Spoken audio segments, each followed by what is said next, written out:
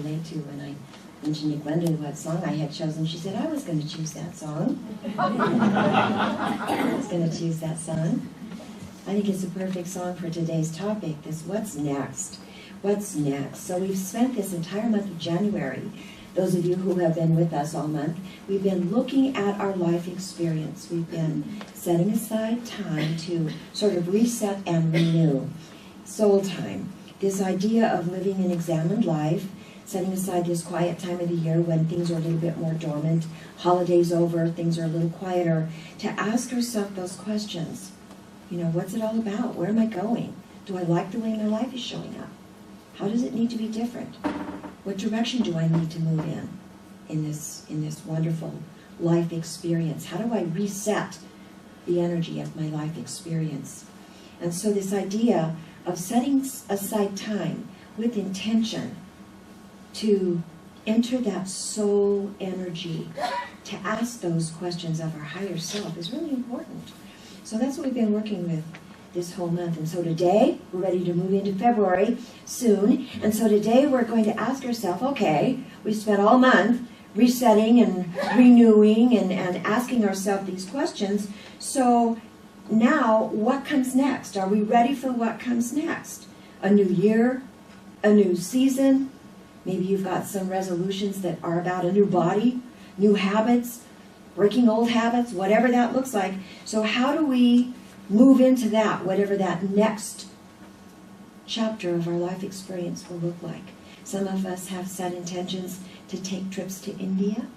Some of us are, setting intentions to relocate, to find new jobs, to strengthen relationships, whatever that might look like. But a lot of it has to do with taking the time to reflect on how things are right now, to look at any outdated beliefs or where we need to stretch our views a little bit to include new things that are going on. New stuff is always unfolding, so that we can actually have an informed place when we decide, who do I want to be and how do I want to live my life? Really, that's what it's all about. It's less about what do I want to do than who do I want to be within that experience. It's less about what do I want to do, or where do I want to go, or what next project do I want to take on. And don't get me wrong, those are all important because that's part of our humanity, is all that stuff. But how do I want to live within that experience? How do I want to live? Donna's going to be going to India in a few weeks. How does she want to be with that experience?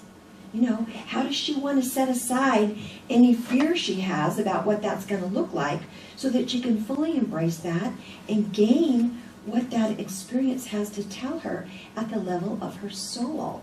That's what we're looking at. That's what we're looking at here.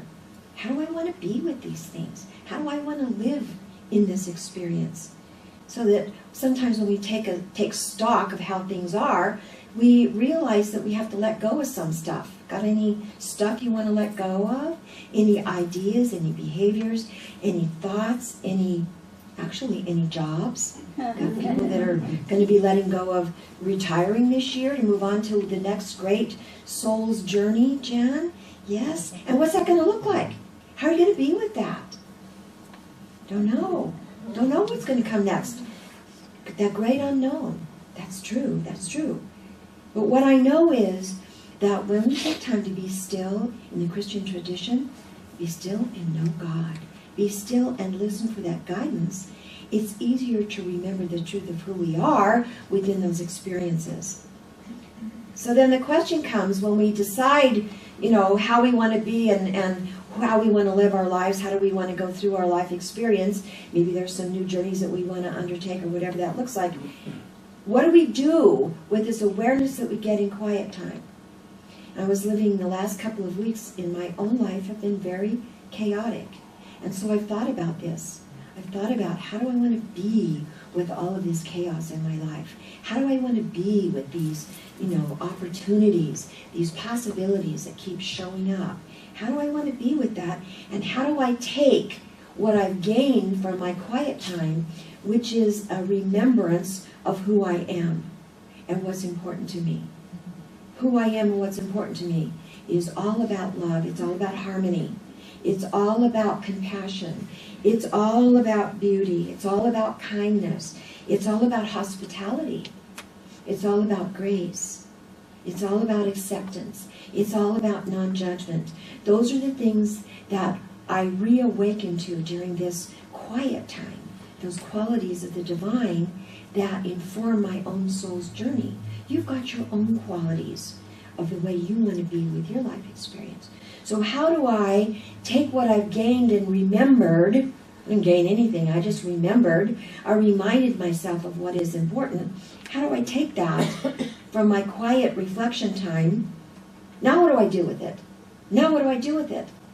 Because sometimes when we get these insights, guess what? It fades really quickly. Have you ever noticed?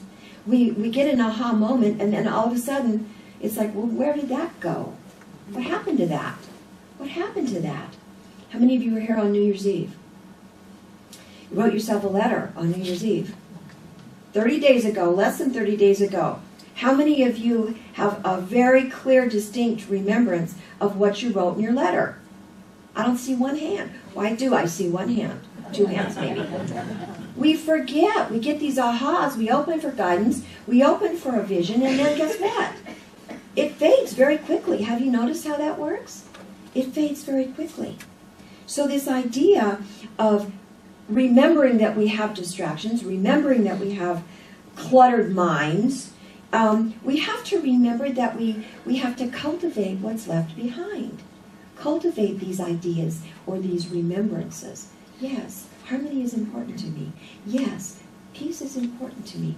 I want to live a life of compassion. That's right. Oh yeah, I remember that. In my busyness through the holidays, I might have forgotten some of that. Those moments when anger flared. Those kinds of things. But it's important to me to live those aha moments, those things that are important to me. So how do I nourish this, these moments that are ripe with possibility to live the best life that I can live? Yes? And this is what I love. I've been working with Martin Nepo's book, The Exquisite Risk. Perfect talk title, Daring to Live an Authentic Life. Daring to live an authentic life. And what he says is we don't make our life experience happen. When we're talking about what comes next, well, I'll tell you what, in my life journey, most of what happens to me happens without my permission. Most of what happens to me is a blind side. Most of what happens to me just happens to me, around me, and through me, by the way. It just happens. It just happens. So I have to be open to allow whatever wants to be birthed through me, around me, to take place, to happen naturally through me. Because I don't have a lot of choices sometimes.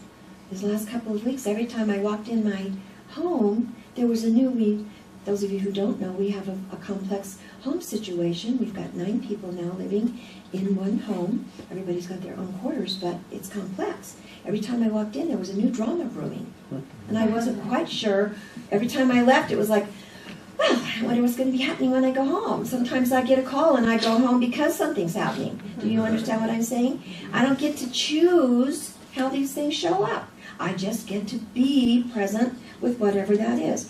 And so I was reading Martin Nepo because his work is very poetic and very beautiful.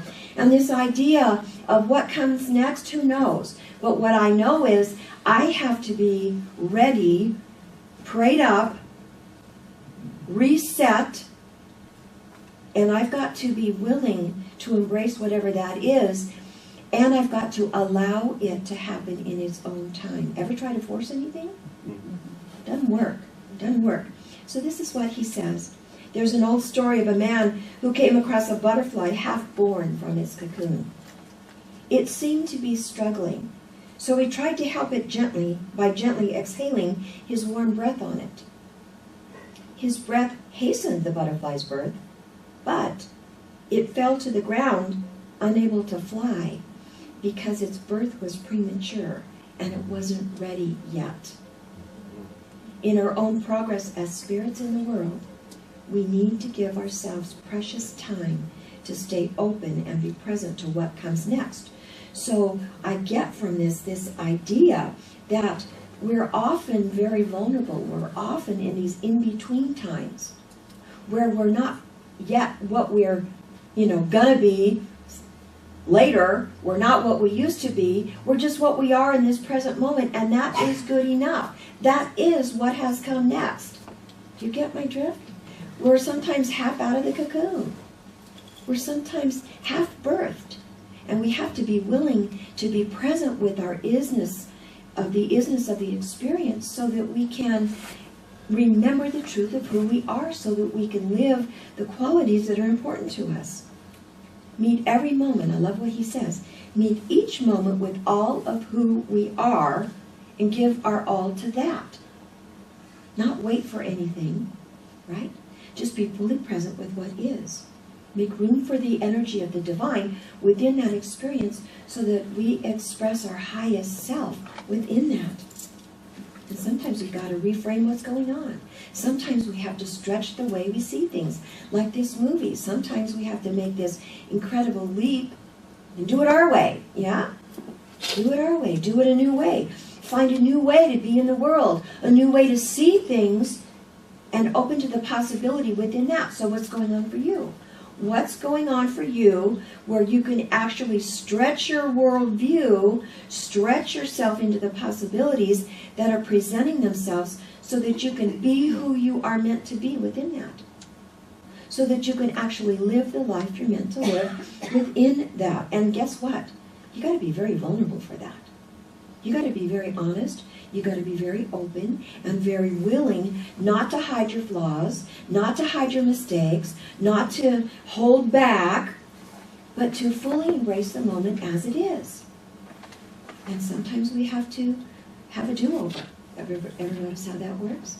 We make a choice, and it's not in alignment with who we want to be, and we just bless ourselves, like Linda would say, bam it, bless it and move on. Bless it and move on, let it go. And then just live in the truth of our own being.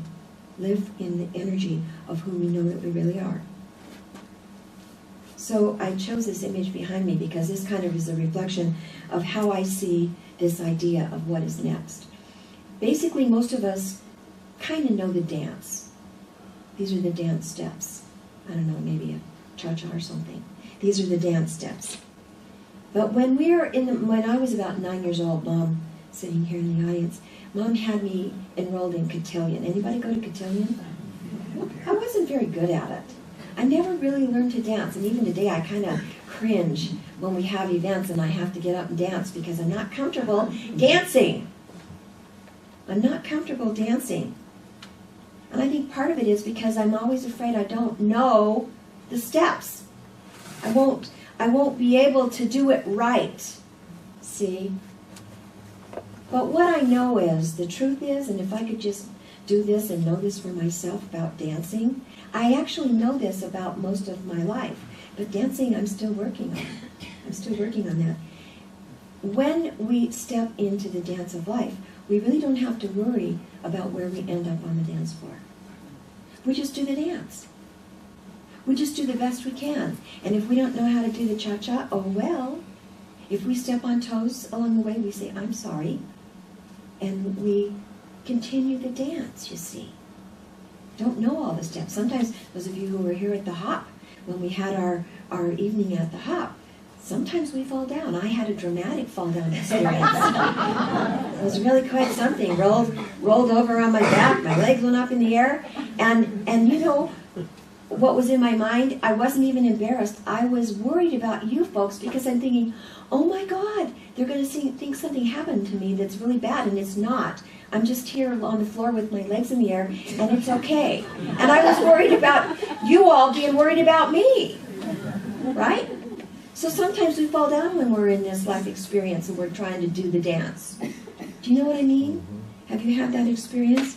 But what I know is that we don't have to pay attention to where we're going to end up on the floor. It's not about where we land. It's about doing the dance. It's about being present with it and enjoying the process, being fully engaged in it. So what I came to know about this experience of what comes next after we've reflected all month on what our journey's all about, what I know is that we've got to be curious about our life experience. We've got to live a reflective life. We've got to be open to the wonder and the awe of the moment. We've got to have a sense of adventure and a willingness to explore all of the open possibilities that come to us, whatever they look like in the moment. That looks like a kid who needs a place to live. We say, okay, need a place to live? Come with me. It looks like that. That's what it looks like. And then we work with that, whatever that is. See? So that every moment we have this sense of vigor and this sense of aliveness about our life experience. And we're not so worried about what's coming next, but we're more focused on what's going on right now. Because what's coming next is going to take care of itself. It's been the way it's worked in my life. Wake up every single day excited. Wake up every single morning and go, oh wow, another day. Oh boy, whoopee, I wonder what's going to happen.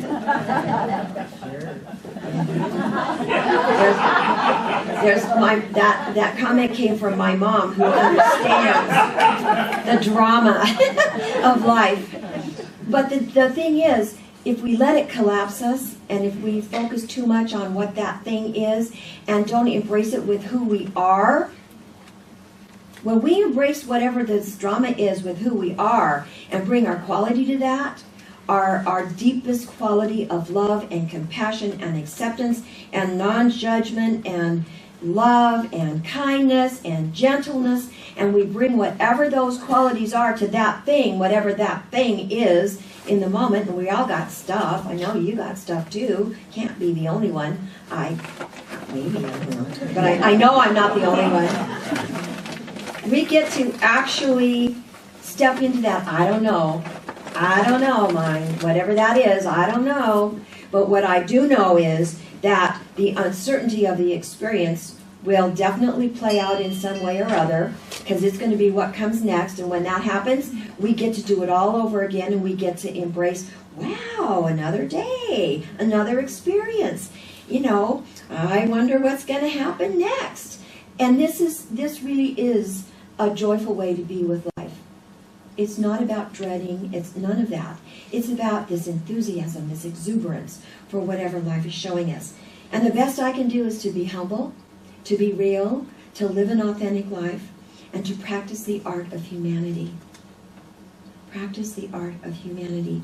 So that when I'm within human experiences, and this is your invitation too, to be the best human being I can be within that, and bring forth these qualities that I've remembered about myself that are important to me, so that I can actually make a decision on the spot. Ooh, how do I want to be with this? Ooh, how do I want to live with this experience? To practice that art of humanity, so that I'm useful, so that I'm spiritually useful within whatever experience I'm in. And understand that we're all connected, that we all have this one journey, individualized expression in each one of us, and that I'm just here to play a part, and you're here to play a part in whatever experience we encounter together. Whoever you come in contact with, that's your journey in that moment. But the biggest thing is, I always have to remember and remind myself, who do I want to be? How do I want to be with this? How do I want to live through this? So here's your invitation. Don't worry about what comes next. Just don't worry about what comes next, because something will come next. We're always in process. Isn't that the truth? And we don't get to decide usually how that's going to look. Give yourself time to stay open to what wants to come next, which is about embracing the possibility. That practice of being human within the experience, allowing yourself to be half-birth, through these experiences, owning the missteps or the unskillful behavior that you might bring forth, just simply doing a redo. Give yourself permission to, oops, try something new. That didn't work. Own it. Meet every single moment with all of who you are. All of who you are. Your humanity, your divinity, your joy, all of it. Meet every moment with all of who you are. Give every experience your all. Don't go through life on the sidelines and bringing half of who you are to your experiences. Bring your whole self. Just dance. This is a big invitation for me. Just dance. Don't worry about where you end up. Don't worry about where you end up. Really, there's nowhere to get. There's nowhere to go. Whatever's going on right now is what's next. That's it. That's it. So I invite you to wake up every day excited. Wake up every day and say, well, another day.